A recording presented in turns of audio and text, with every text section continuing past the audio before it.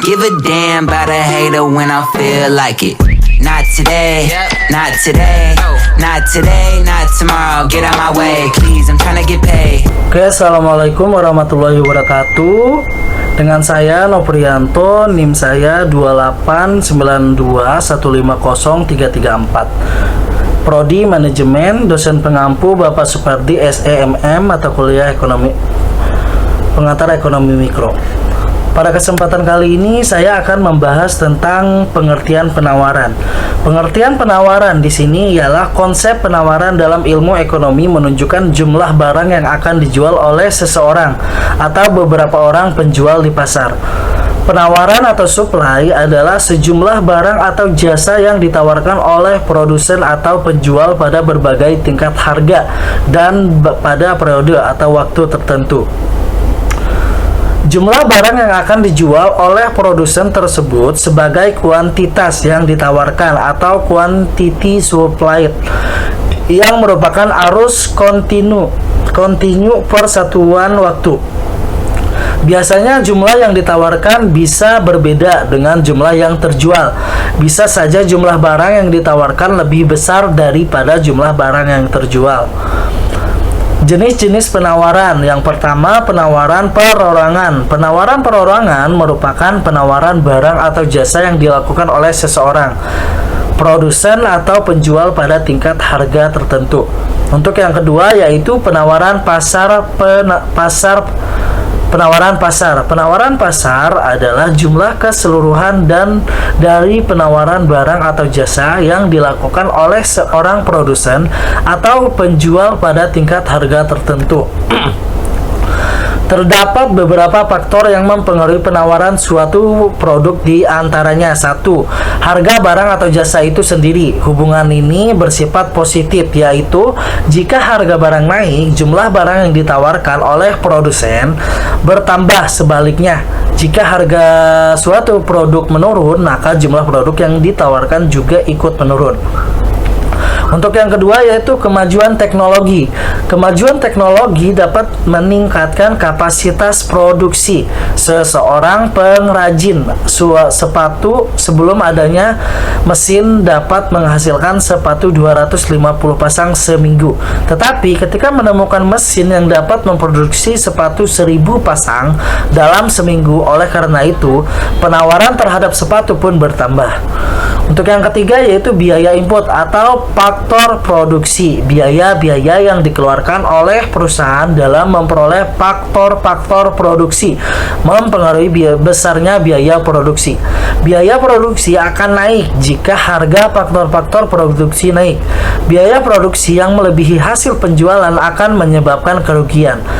Untuk yang keempat yaitu adanya tingkat persaingan semakin tinggi. Persaingan suatu barang karena semakin banyaknya produsen, maka jumlah penawaran pun semakin banyak. Untuk yang kelima yaitu ekspektasi atau harapan masa depan.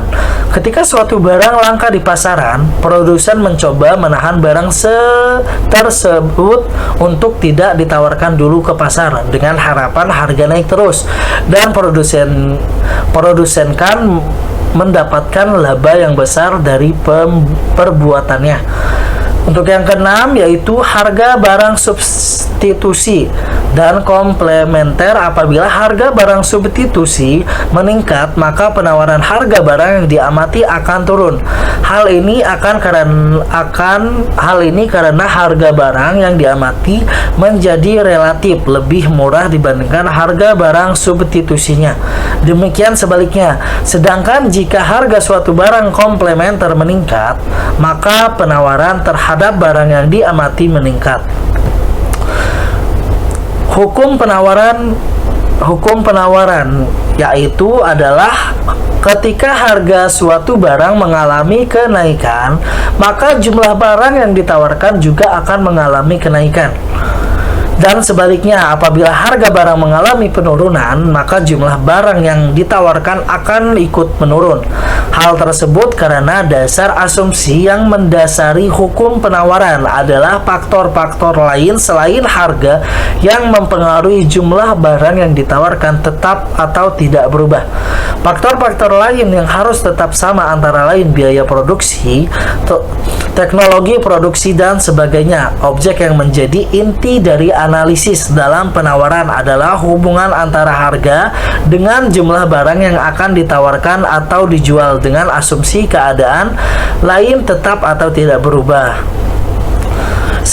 Schedule dan kurva penawaran. Schedule penawaran merupakan sebuah tabel yang dapat memperlihatkan hubungan harga barang atau jasa dengan kuantitas yang ditawarkan. Sedangkan kurva penawaran merupakan sebuah gambaran hubungan antara jumlah barang atau jasa tersebut dengan asumsi faktor-faktor lain. Schedule penawaran. Harga per unit atau P sebesar Rp5.000. Sedangkan jumlah yang ditawarkan per unit atau Q ialah 10. Yang kedua yaitu sebesar Rp10.000. Jumlah penawaran yang ditawarkan per unit ialah 15. Untuk yang ketiga Rp15.000. Jumlah penawaran yang ditawarkan per unit ialah 20. Untuk yang selanjutnya harga per unit yaitu Rp20.000. Jumlah yang ditawarkan per unit ialah 25. Untuk yang selanjutnya yaitu harga per unit Rp25.000. Jumlah yang ditawarkan per unit ialah 30. Fungsi penawaran, hubungan antara harga dan jumlah barang yang ditawarkan selain dapat digambarkan pada kurva penawaran, bisa juga dirumuskan secara matematis dalam sebuah fungsi penawaran. Fungsi penawaran dapat dirumuskan sebagai berikut. QS sama dengan min A plus BP atau P sama dengan A per B plus 1 per B QS. QS sama dengan jumlah barang yang ditawarkan. P adalah harga barang per unit. A konstanta, B koefisien pengarah atau slope atau kemiringan. Sementara rumus untuk mencari atau menentukan fungsi penawaran adalah dengan rumus P min P1 per P2 min P1 sama dengan Q min Q1 per Q2 min Q2. Contoh soal, pada saat harga buku seharga Rp10.000 per lusin, permintaan akan buku tersebut sebanyak 10 lusin. Dan ketika harga buku turun menjadi Rp8.000 per lusin, permintaannya menjadi 16 lusin. Carilah fungsi permintaannya. Untuk penyelesaian diketahui P1 sama dengan Rp10.000, P2 sama dengan Rp8.000, Q1 sama dengan 10, Q2 sama dengan 16. Diketahui QD sama dengan titik-titik tanda tanya. Untuk jawabannya P min P1 per P2 min P1 sama dengan Q min Q1 per Q2 min Q1. P min Rp10.000 per Rp8.000 min Rp10.000 sama dengan Q min 10 per 16 min 10. P min 10.000 per min 2.000 sama dengan Q min 10 per 6. Min 2.000 Q plus Rp20.000 sama dengan 6P min Rp60.000. Min 2.000 Q sama dengan 6P min Rp60.000 min Rp20.000. Min 2.000 Q sama dengan 6P min Rp80.000. Q sama dengan 6P min Rp80.000 per min 2.000. Q sama dengan min 0,003P plus 40. Q sama dengan 40 min 0,003P atau Q sama dengan 40 min 0,003P sama dengan 0,003 P sama dengan 40 min Q. P sama dengan 40 min Q per 0,003. P sama dengan 13.333,33 rupiah dikurang 333 rupiah 33 Q. Jadi fungsi permintaannya adalah QD sama dengan 40 min 0,003 P atau PD sama dengan 13.333,33 min 333 rupiah, 33 Q. Oke, mungkin cukup sekian dari saya. Saya mohon maaf kurang lebihnya. Assalamualaikum warahmatullahi wabarakatuh.